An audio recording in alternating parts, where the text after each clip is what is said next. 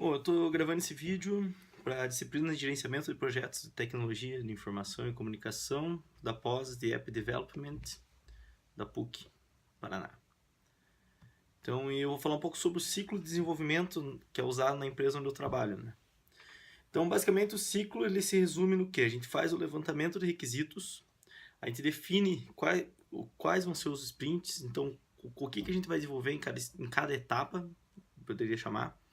Aí a gente tem a etapa de desenvolvimento, de teste, após o teste a gente manda para produção, e aí tem o ciclo, se achou algum bug, volta para o desenvolvimento, volta para teste e manda para produção novamente.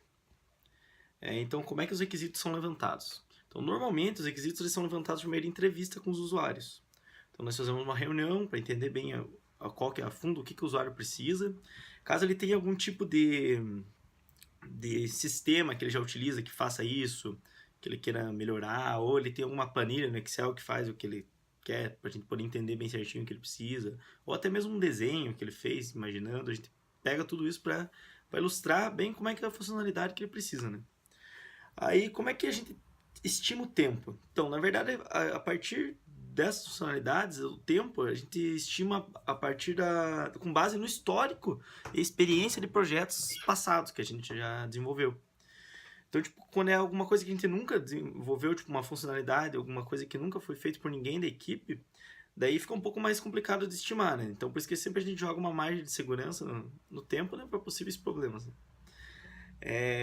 Então, normalmente a gente faz, como eu falei, a gente faz o levantamento dos requisitos, a gente pondera o quão importante é cada um, como se a gente desse notas de 0 a 10 para eles, onde 0 é o menos importante, 10 é o mais importante.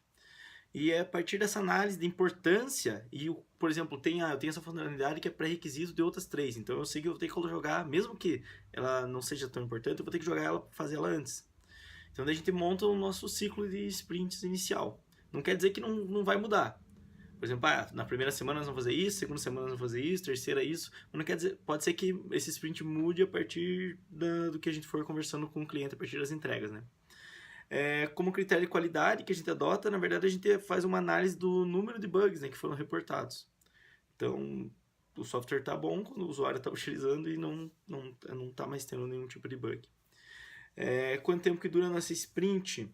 Na verdade, a gente não trabalha com um tamanho fixo de sprint. Vai depender muito de quantas funcionalidades que foram pegas para serem desenvolvidas.